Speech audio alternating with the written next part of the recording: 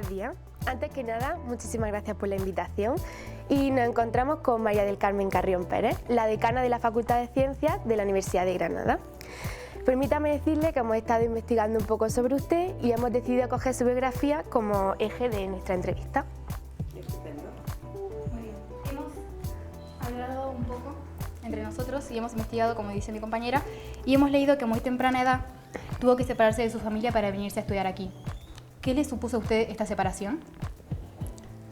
Bueno, incluso no solamente para estudiar, para venir a Granada, sino ya para mis padres y mi familia vivían a 8 kilómetros de Ignayoz, que es el pueblo de donde yo soy, pero ellos vivían en un cortijo y entonces incluso para hacer toda la primaria tuve que estar en el pueblo en casa de una tía mía y no estar con mis padres, o sea que bueno, desde muy pequeña ya estuve separada.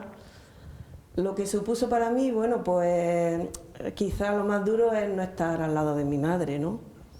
Pero mi tía no tenía hijos y a mí me quería como si fuera su hija, así que también estuve a gusto en su casa. Bueno, tenemos entendido que usted es catedrática de física en el Departamento de Física Aplicada y ¿podría contarnos qué o quién le enamoró de la física? Sí. Pues yo estudié COU, que entonces era como ahora el segundo de bachillerato, lo estudié en el IES Padre Manjón y bueno, pues me cautivó muchísimo, me gustó muchísimo que en segundo de bachillerato se estudia mucho el campo electromagnético y bueno, todavía eso de que el campo eléctrico, que las cargas lo crean, yo lo entendía bien, pero el campo magnético era como un enigma para mí en ese momento, ¿no? Entonces me he quedado tanta inquietud por entender mejor el campo electromagnético, que precisamente es el responsable de todo lo que se está grabando aquí, ¿no? Y de todas las comunicaciones, pues me impresionó tanto que bueno, terminaban ese año de poner los estudios de física en la Universidad de Granada y al año siguiente pues yo empecé a estudiar también física. Y nosotros, que nos encontramos todavía en tercero de la ESO, la asignatura de Física y Química se nos hace casi imposible de entender, se nos hace muy difícil y no nos queremos ni imaginar la dificultad que tendría que tener esta asignatura en una carrera.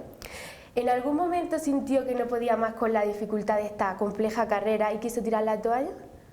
No. Bueno. En mi caso no. Yo entiendo la dificultad a nivel de la secundaria, ¿no?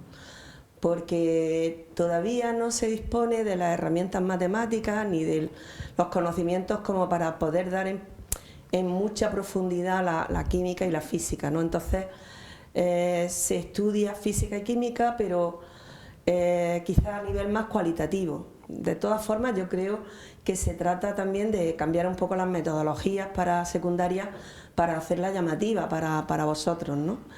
En el caso ya de estudiando en la carrera, pues ya las cosas cambian porque ya sí se van teniendo más conocimientos de matemáticas y además porque los estudios o las asignaturas ya se centran, por ejemplo, en un determinado campo de la física, ¿no?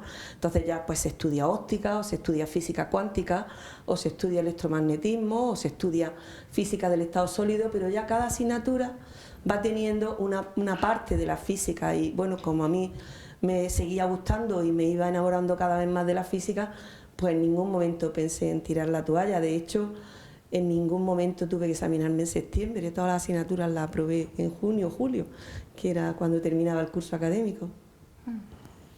Vale, el 8 de marzo vinieron a nuestro centro dos mujeres científicas de diferentes ramas a darnos una charla. Una de ellas estudió biología y gracias a su pasión por los animales logró viajar a Brasil para estudiar distintas especies y trabajar con ellas, pero al llegar allí se vio rodeada de personas que no la dejaban hacer diversas actividades como serían capturar animales, porque esas actividades no eran de mujeres.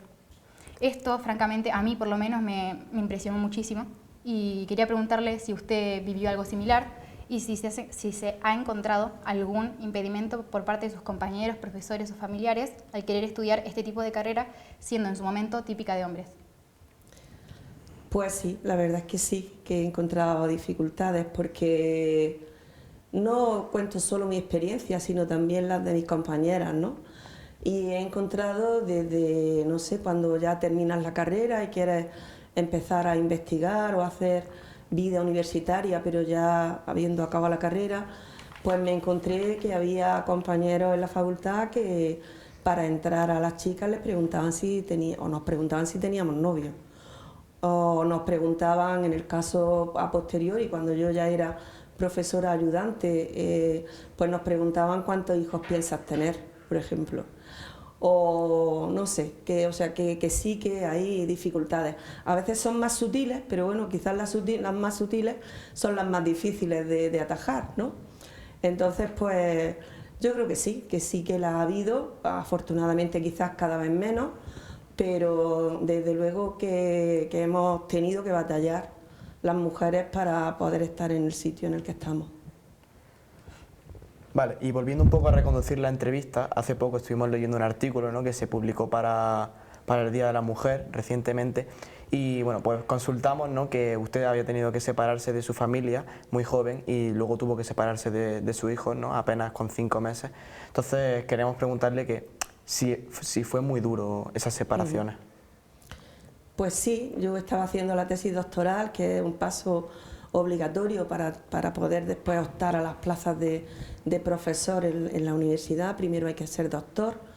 Entonces yo tenía un contrato de profesor ayudante de clases prácticas, que era el contrato más básico, ¿no?, que había.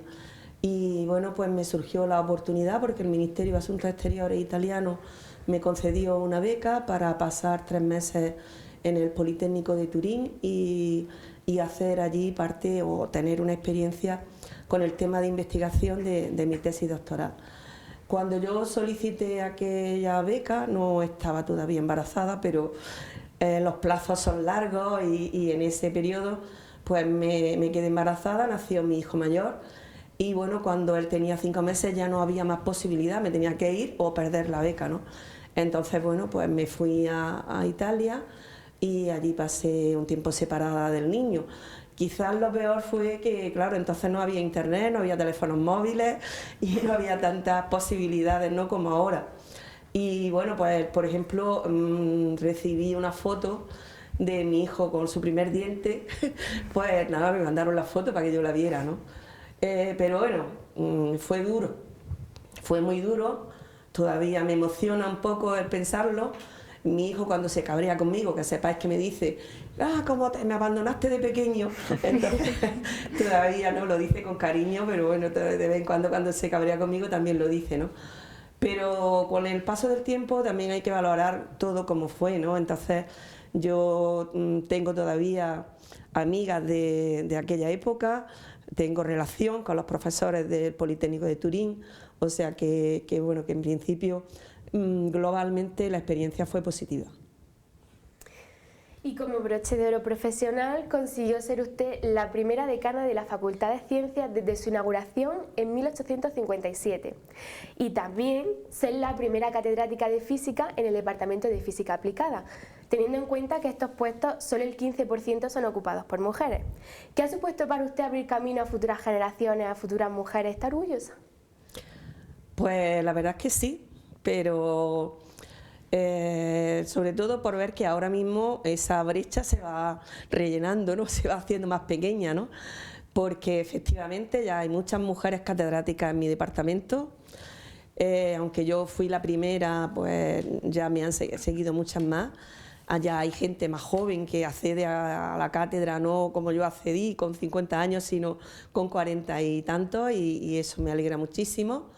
Y en el tema de la facultad, pues yo fui secretaria de la facultad con un anterior decano y cuando terminé aquel periodo también hubo mucha gente que me animó a presentarme a decana. En aquel momento yo planteé que tenía en investigación proyectos muy interesantes, estaba dirigiendo también bastantes tesis doctorales que hacían que mi currículum... Yo en aquel momento era profesora titular, no era catedrática, y entonces pensé que era importante cubrir esa etapa de investigación, acceder a la cátedra y ya después presentarme al decanato. Para presentarme al decanato lo que más me empujó fue que en abril de 2016 hubo elecciones a Junta de Facultad, que es el órgano de gobierno de la facultad, y yo fui la persona de las que se presentaron que más votos obtuve. Entonces eso me dio el espaldarazo definitivo para en mayo de 2016 presentar mi candidatura. Y bueno, estoy contenta, hice un equipo de gobierno paritario, o sea, con vicedecanas y vicedecanos y con gente muy joven que me están ayudando muchísimo a sacar la facultad que vaya en marcha y que vaya bien. Hemos visto una entrevista que le hicieron los alumnos del Severo Ochoa de la Chana a la rectora de la Universidad de Granada, donde ella mencionaba que el techo de cristal no estaba roto, sino resquebrajado. ¿Qué opina usted de esto? Pues yo tengo un informe porque soy miembro de la Real Sociedad Española de Física. Tengo un informe del grupo especializado de mujeres en física, donde por áreas de conocimiento se va poniendo un poco en cada nivel cuántas mujeres hay, ¿no? Entonces, claro, yo tengo más información de física, pero bueno, también de otros campos. Y efectivamente ese techo de cristal no está roto, porque como habéis comentado antes, en mi área solo un 15% son mujeres, pero en otras áreas de conocimiento de física pues pasa algo parecido, ¿no? Quizás en el caso en que más mujeres hay están en torno a un 30%, entonces no podemos considerar que estemos satisfechos. Y bueno, también hay otro tema importante y es que en general en los estudios de física pues las chicas que estudian física están en torno a un 25%. Entonces, claro, pues todo eso va también acumulándose.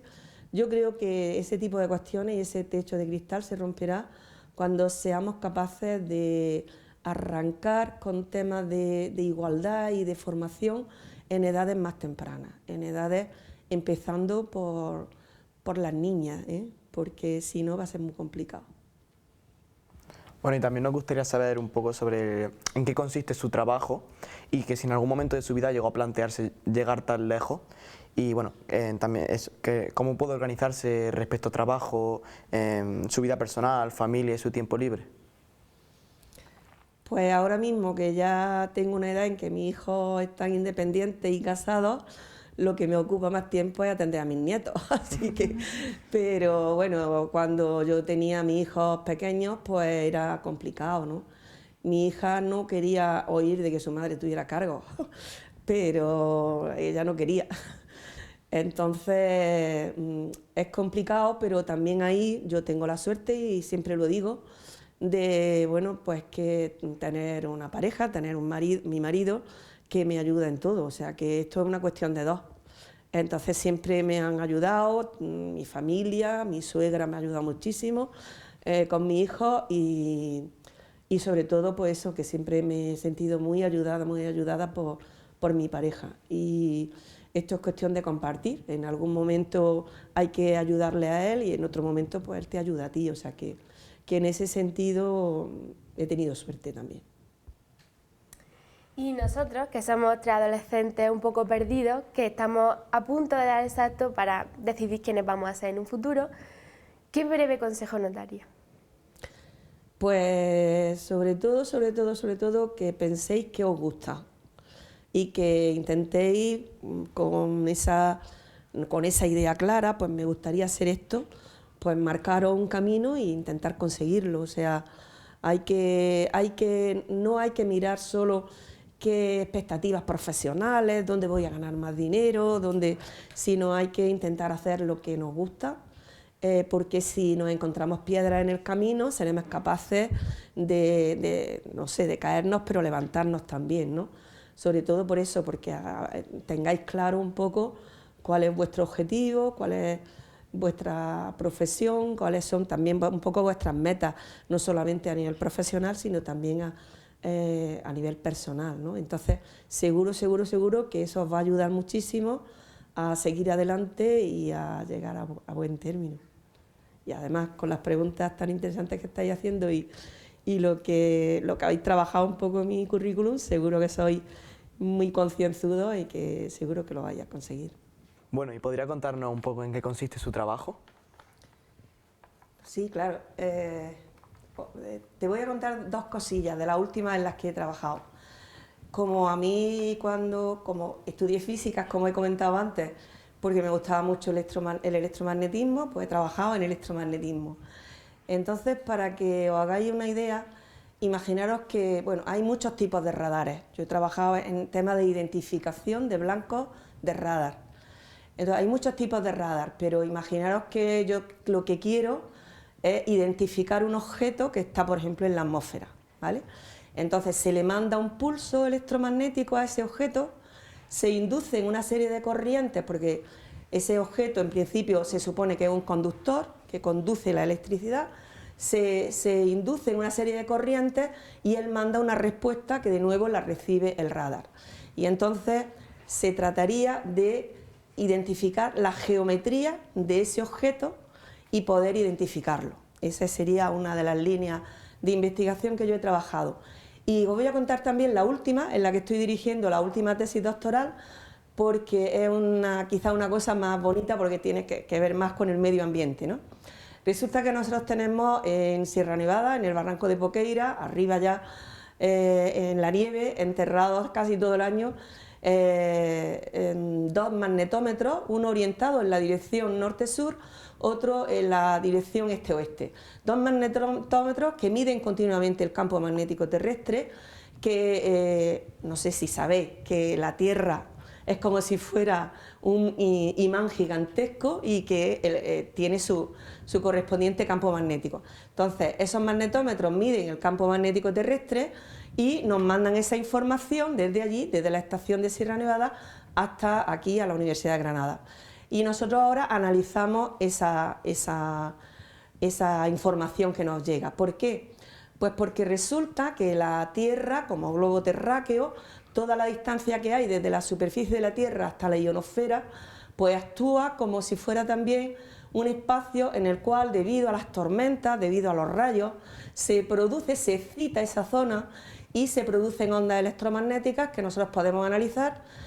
Son dimensiones muy grandes, las frecuencias de resonancia de esa zona están en muy bajas frecuencias, y lo que pretendemos es de analizar dónde, en qué punto, en qué valor caen esas frecuencias de resonancia, ligarlo a fenómenos naturales. Sobre todo estamos interesados en saber si es posible hacer una previsión de los terremotos con esas medidas del campo magnético terrestre. Entonces estamos analizando con muchísimo detalle los últimos terremotos que ha habido gordos a nivel mundial, para ver si en ese tipo de medidas que nosotros hacemos hay información y podríamos intentar, el objetivo ese, intentar predecir los terremotos. Esa sería la última investigación que estamos haciendo. Vale, y si no le importa, un compañero nuestro le quería hacer un par de preguntas. Por supuesto, encantada. Bueno, tengo 3 preguntas, pero están relacionadas entre sí. La primera, así como hubo ese chispa que encendió ese gusto por la física, ¿qué es lo que a día de hoy la sigue manteniendo encendida? Y también, ¿tiene usted algún otro logro por cumplir? Y ahora que ha degustado su trabajo, si tuviera la opción de volver a escoger qué quiere ejercer, ¿volvería a la física? Sí. Bueno, pues muy interesantes las 3 preguntas. La primera estaba más ligada a un poco el pasado, ¿no? Yo seguiría estudiando física si volviera. Creo que sí. ¿Por qué? Pues lo ligo también con la segunda pregunta. La física en este momento está en un punto, yo creo, muy bueno. Sobre todo en el campo de la física de materiales. Hay que pensar, por ejemplo, dónde han estado los últimos premios Nobel de física. Pensar en el grafeno, las posibilidades que eso va a tener tecnológicas, porque la física también está ligada al futuro de las tecnologías. Pensar en la física de materiales, lo importante que va a ser el desarrollo de todo el tipo de aplicaciones, de todo lo que se está investigando en física de materiales. Yo creo que eso va a ser, no sé, va a abrir tantos horizontes que es fundamental, ¿no? Entonces, ese tipo de retos ahora mismo están muy abiertos y yo creo que serían muy importantes, por no hablar, por ejemplo, de la física ligada a aplicaciones biomédicas, a todo ese tipo de cuestiones, donde también va a haber grandes hitos que se van a desarrollar en los próximos años. Me quedan todavía muchos hitos por resolver, Pues bueno, como he comentado antes, estoy ahora dirigiendo la última tesis doctoral, con ilusión todavía y bueno, pues con retos en este campo último que yo he comentado, en el sentido de seguir trabajando en esa posible predicción a través de lo que es la medida del campo magnético terrestre, pues esa posible previsión en general de fenómenos, no solamente terremotos, sino en general de fenómenos ligados al medio ambiente. A vosotros, por supuesto.